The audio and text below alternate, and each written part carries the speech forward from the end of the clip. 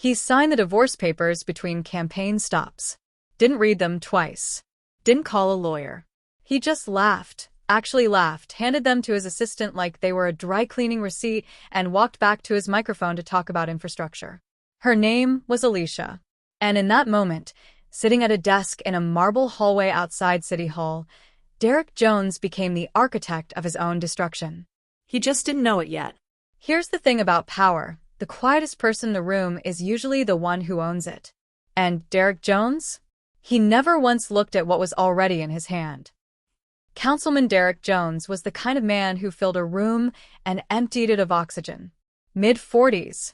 Tailored suits that cost more than most people's rent. The sort of politician who could work a fundraiser like a general commanding troops. 3 minutes with each donor. A story about growing up working class in a neighborhood that no longer existed, a hand on the shoulder that made everyone feel seen. Everyone felt like Derek Jones understood them. Everyone felt like Derek Jones cared. He didn't. But he was brilliant at making people feel that way. He was charismatic. He was ambitious. And he was, by all visible measures, a self-made man. The kind of man who pulled himself up by his bootstraps. The kind of man who didn't need anybody. The kind of man who had arrived at his moment of triumph through pure will and cunning, and the right combination of contacts and timing. Hargrove, Illinois. Population 400,000. A mid-sized city in the heartland that had been watching Derek Jones climb from city council to political superstardom in 6 years flat. 6 years. That was all it took. The mayoral race was his for the taking.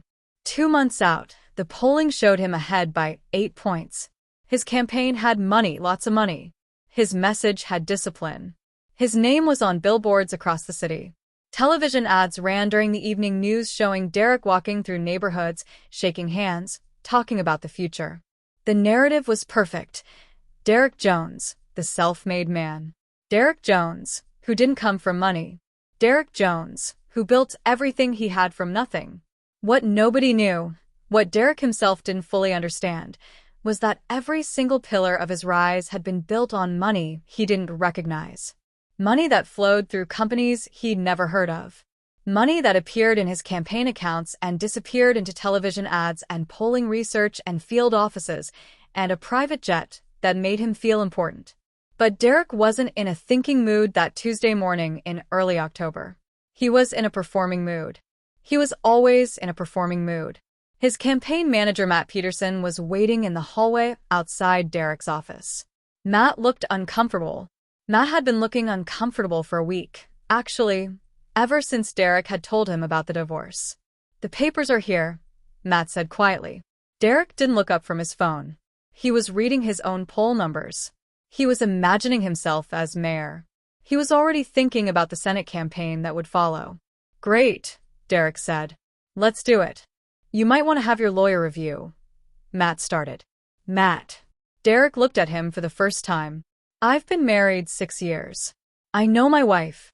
She's not going to complicate this."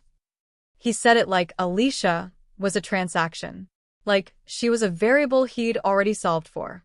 "She's a good woman," Matt said carefully. "Maybe you should." "She was never built for this life," Derek said, signing the divorce papers without reading them. "Some people are meant for the back row. That's just reality." He said it like he was stating a law of nature. Like it wasn't a choice. Like it was just how the world worked. Alicia Jones, known to everyone as Derek's wife, had been in the back row of her marriage for 6 years. She'd been organizing his fundraisers, hosting his donors at dinner parties where she smiled and asked the right questions and somehow made millionaires feel like they were the most important people in the room. She'd managed the optics of their picture-perfect marriage like a woman orchestrating a play she didn't particularly care about. She wore the right clothes, said the right things, never complicated anything, never asked for anything, never made a scene. Derek had convinced himself she was a liability to his brand. A hometown girl who couldn't keep up with his ascent. Someone he'd outgrown the way successful men outgrow their past. He'd convinced himself anyway. And maybe she'd let him believe it. Maybe she wanted him to believe it. "Has she retained counsel?" Derek asked Matt, his pen hovering over the signature line. "She said it wasn't necessary," Matt said quietly. She signed the uncontested terms last week. Derek smiled. Even in divorce, she was making his life easier. He signed his name with a flourish. It took 40 seconds. 40 seconds to end 6 years of marriage. 40 seconds to make a decision that would cost him everything. He didn't know that yet. He just laughed and handed the papers back to Matt. That same morning, in a penthouse on the opposite side of the city, Alicia Kendrick Voss hung up the phone with her grandmother, Margaret Kendrick. "It's done, grandmother," he signed. There was a long pause on the other end of the line, a pause that felt like a judgment. Margaret Kendrick was 81 years old and had not set foot in public in 7 years. She'd chosen invisibility the way other women chose retirement homes. She spoke to senators from a private study overlooking a garden her own husband had planted in 1989. She received dignitaries in her penthouse like a queen holding court in exile. She was the steward of the Kendrick Foundation, a $4 billion private trust that had quietly funded political infrastructure, civic development, and media across the Midwest for 3 decades. She was the kind of woman who could reshape entire cities without anyone knowing her name. "And the clause?" Margaret asked. "He never read the prenup," Alicia said. "He signed it in 20 minutes. I watched him scan the first page, and then he just asked where to sign. I told him it was just standard language. He didn't even hesitate." Alicia could hear her grandmother smile across the phone line. It was a particular kind of smile, the smile of someone who had suspected something and had just had their suspicions confirmed. "How much did he not read?" Margaret asked. "Everything," Alicia whispered. "He didn't read any of it." "Then you know what you are now," Margaret said. "Free," Alicia whispered. Yes. "But also sovereign." That evening, Derek celebrated his freedom with champagne in his campaign office. His team toasted him. Everyone was smiling. Everyone was excited. This was what they'd been building toward. Derek, unencumbered, free to marry the right person next time. Free to be the man he was always meant to be. Nadia Volkov, his glamorous new campaign consultant, brought in to modernize his image and expand his demographic reach, touched his arm and laughed at something he said.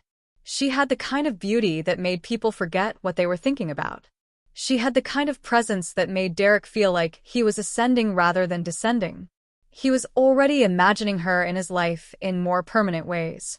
He was already imagining how good it would feel to shed Alicia's quietness and marry someone who matched his own spectacle. Someone who understood him. Someone who wanted what he wanted. Someone like Nadia in their home. The house Derek's campaign had bought with money that he thought came from a network of wealthy donors, but actually came from a shell company controlled by the Kendrick Foundation. Alicia packed a single bag. She moved slowly. There was no rush. There was no emotion. She folded her winter coat. She left her wedding ring on the pillow, the platinum band Derek's mother had given them, the one she'd never particularly liked. She did not cry. She did not rage. She simply packed a bag and walked to the door and left, and Derek's house became only Derek's again.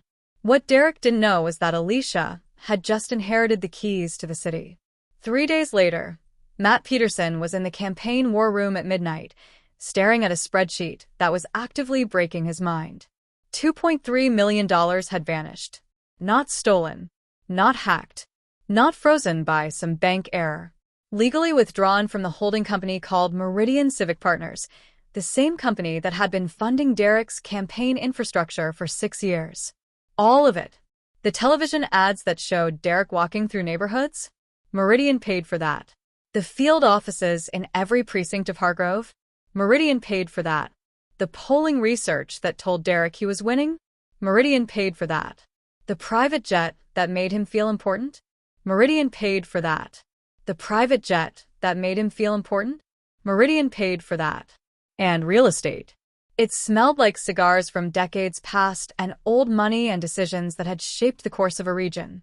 Arthur Chin, the Kendrick Trust's chief legal officer, a man in his 60s with steel-gray hair and the bearing of someone who had spent 30 years keeping secrets, stood holding a leather portfolio. "Your divorce was finalized at 9:47 a.m., Arthur said formally. At 9:48, we initiated the full dissolution of Meridian Civic Partners and began the withdrawal process. Everything is complete as of this morning. He said it like they were discussing the weather. Alicia didn't move. I've prepared your briefing materials for the executive director position, Arthur continued. The board meets on Friday. The public announcement will be Saturday morning. You'll have full authority over a $4.2 billion portfolio. Margaret poured tea. Normal tea. In a normal cup. Earl Grey with a single cube of sugar. As if they weren't discussing the precise and calculated dismantling of a man's entire political career. As if they weren't triggering the collapse of someone's life through the simple act of withdrawing money that they had every legal right to withdraw. How much did we give him? Alicia asked. Directly? $17 million over 6 years, Arthur said, reading from the portfolio. Campaign infrastructure, advertising, polling, staffing. All of it flowed through Meridian. We created the shell company specifically for this purpose in 2018, the moment Derek announced his first city council campaign. And he thought he was self-made, Margaret said. We let him think it. That was the entire experiment. Alicia felt something shift inside her chest. A door closing. A choice being finalized. We let him believe he was something he wasn't, Margaret continued. We watched him walk past his own fortune. We watched him assume that his wife was an accessory to his success rather than the architect of it. And now we're going to show him the cost of that particular form of blindness.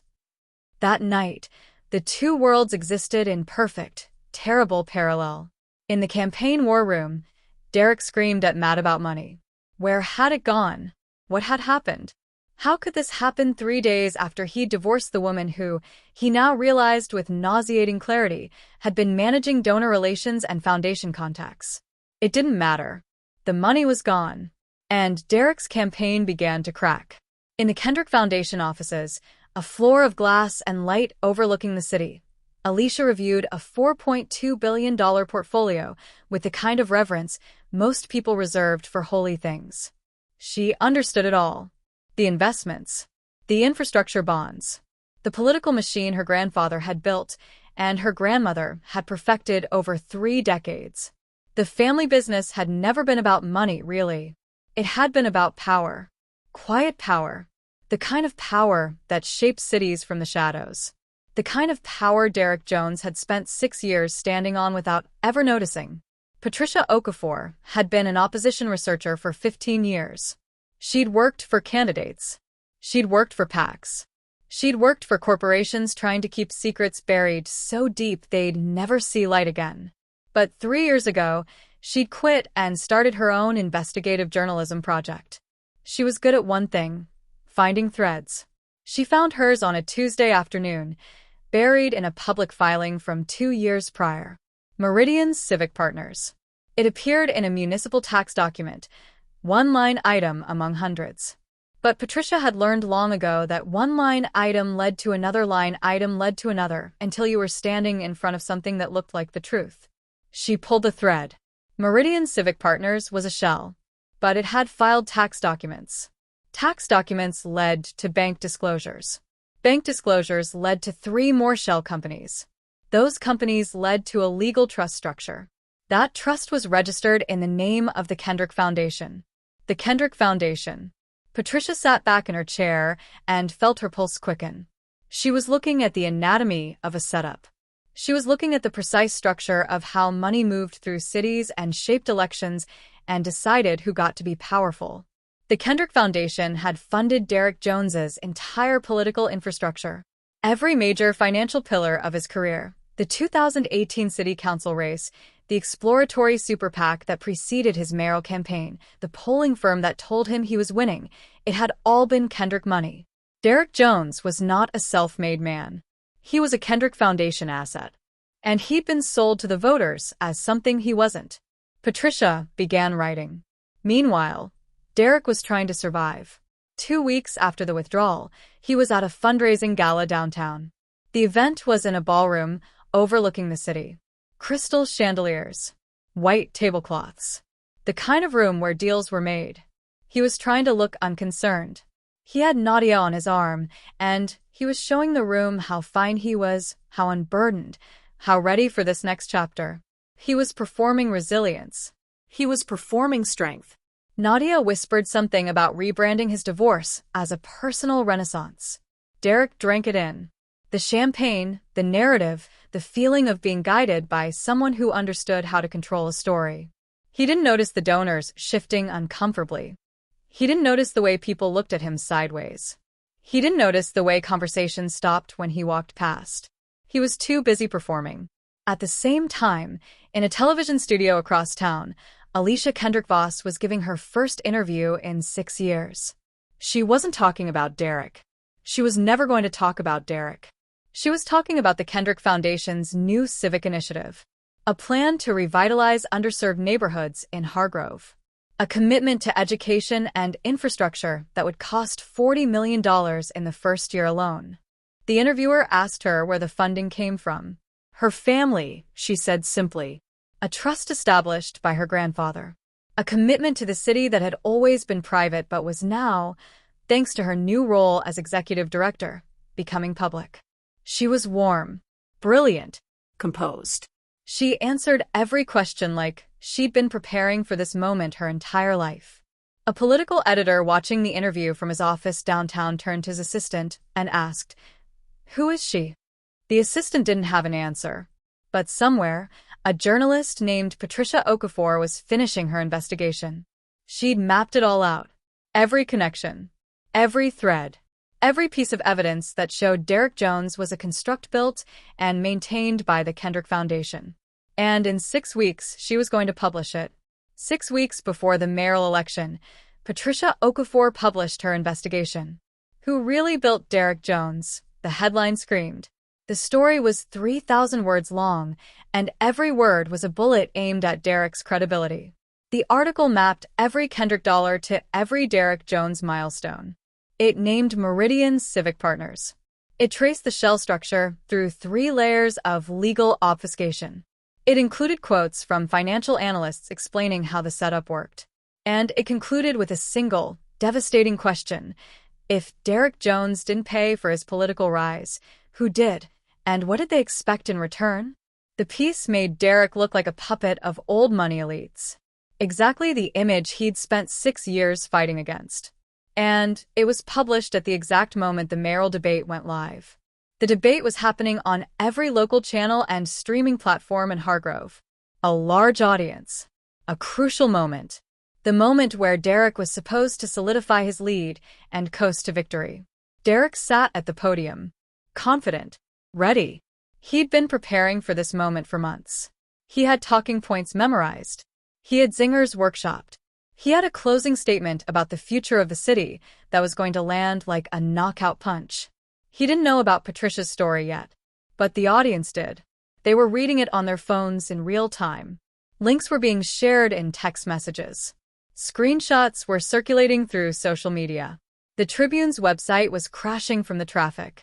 13 minutes into the debate, the moderator looked at Derek and asked him a question that would change everything. "Councilman Jones, there's a story breaking right now suggesting that your campaign has been substantially funded by the Kendrick Foundation through a series of shell companies. Do you have a response?" Derek's face went pale. The color drained from his cheeks, like someone had pulled a plug. I don't know what you're referring to," he said. His microphone was still on. The camera was still rolling. And the entire city was watching him not know what anyone else now understood. The moderator held up her phone. The Tribune headline was visible on screens throughout the room. People were checking their own devices. The story was spreading like a virus. Derek tried to recover. He said something about his wife having nothing to do with his career. He said it on live television while his ex-wife was simultaneously visible on every other screen in the city, standing at a podium in front of the Kendrick Foundation headquarters, answering questions from journalists with the kind of composed brilliance that made Derek look like he was floundering. Because he was floundering. He was drowning on live television, and everyone could see it. By the time the debate ended, Nadia Volkov was already in the green room making a phone call to her next client. She knew what a sinking ship looked like. She'd seen it before. She'd leave before it went under. By the end of that night, Derek's campaign manager Matt Peterson was sitting alone in the empty war room, watching both feeds simultaneously on his monitors, the debate on one screen, the press conference on another. He watched Derek panic. He watched Alicia answer every question like she'd been waiting for this moment her entire life. Then Matt closed his laptop, turned off the lights, and walked out. He would never come back to that office again. Derek lost the election by 11 points. The campaign finance investigation was formally opened 5 days later. His lawyer, who was now very expensive, told him the bill was going to be substantial. The legal fees would pile up. Nadia had not returned a call in 9 days. Derek's campaign office began to empty. The volunteers left. The staff found new jobs. The expensive furniture was moved into storage. And Derek sat at his desk in the gathering gloom, trying to understand how a man could lose everything he'd spent 6 years building in just 14 days. 3 weeks after the election, Matt Peterson submitted his resignation via email. 3 sentences. No explanation. Just, he'd accepted a position with the Kendrick Foundation's new civic communications team. Derek read it 3 times. Then, he read the national magazine profile that Patricia Okafor published 2 weeks later. The woman behind the curtain, how Alicia Kendrick Voss dismantled a campaign without saying a word. The cover image showed Alicia sitting in the Kendrick Foundation boardroom. She was looking directly at the camera. Confident. Unhurried. Free. The kind of free that comes from finally putting down something heavy. Derek read the profile in the dark of his apartment and felt something like madness rising in his chest. How long had she known? How long had she been planning this? How long had she been watching him walk past his own fortune? He drafted a statement calling Alicia's funding of his career a betrayal of his trust. He claimed she'd hid her wealth to manipulate him. He posted it on social media before his lawyer could stop him. The post accelerated the investigation. 2 weeks later, a letter arrived from Arthur Chun of the Kendrick Trust. It was typed on Kendrick Foundation letterhead. It was formal. It was brief. It requested a meeting at a time of Derek's choosing. Derek didn't open it for 2 weeks. But eventually he did. And eventually he went. The Kendrick Foundation headquarters was too clean. Too quiet. Too obviously a place where people had built something real and powerful and lasting. Alicia was waiting in the boardroom. The same boardroom where Margaret Kendrick had orchestrated the withdrawal of $17 million. The same boardroom where Arthur Chin had explained to Alicia what she'd inherited. She wasn't sitting at a regular chair. She wore a cream-colored blouse and no jewelry. She looked rested. She looked like someone who had finally stopped carrying something unbearably heavy. "Is this where you gloat?" Derek asked. "I don't gloat," Alicia said quietly. "I account." Arthur Chin placed a document on the table in front of Derek. It was his original prenuptial agreement. The one he'd signed in 20 minutes without reading. The one he'd thought was just standard language. She was sitting at the head of the table. The chair that had belonged to her grandmother. The chair that belonged to her now. "Turn to the last page," Arthur said. Derek turned the pages. His hands were shaking. On the final page, in the section labeled Additional Provisions, there it was. The Kendrick Loyalty Provision. Written in legal language that Derek had never read. Language that had been waiting there the entire time, like a trap. Derek read the words. Should the beneficiary spouse remain in the marriage for 8 years, or actively support the trust beneficiary through a period of declared civic service without infidelity, said spouse shall become a co-beneficiary of the Kendrick Foundation's dividend trust, entitling them to $200 million upon the trust's 10th anniversary. Derek read it once. Then again. Then a third time, because his mind couldn't quite process what the words meant. He calculated the math in his head. They had been married for 6 years and 4 months. The 10th anniversary and the vesting of $200 million had been 20 months away. He left 20 months early. $200 million. He sat in silence for a long time. His hands were on the table. His eyes were on the paper. But he wasn't really looking at anything. "Why didn't you tell me?" he finally asked. "Because I needed to know if you'd stay without knowing," Alicia said. She stood up. She began collecting her portfolio. She was already leaving. This conversation was already over. I tested you for 6 years. You failed consistently. You failed spectacularly. And now you know the precise cost of that failure. Derek opened his mouth. Closed it. Opened it again. No words came. You're wondering what happens now, Alicia said. She was already at the door. I've instructed Arthur to provide your lawyers with the documentation that shows the funding was a gift, not a bribe. You'll avoid criminal charges. What you've already lost is sufficient. Will you help clear my name? Derek asked desperately. With the investigators? Alicia paused at the threshold. She looked back at him, not with anger, not with triumph, with something colder. Clarity. I've instructed Arthur to provide your lawyers with the documentation that shows the funding was a gift, not a bribe. You'll avoid criminal charges. What you've already lost is sufficient, she repeated. So what now? Derek asked. Alicia paused at the door. She had one hand on the frame. Now I run a foundation, she said. And you figure out who you are when there's no one else to stand on. She left. Derek sat in the Kendrick boardroom, the most powerful room in the city, looking at a chair that was never his and a fortune he'd spent 6 years walking past. A fortune that could have been his if only he'd chosen to look. If only he'd read the papers. If only he'd asked questions. If only he'd loved her. Outside the window, Hargrove sprawled beneath a clear sky.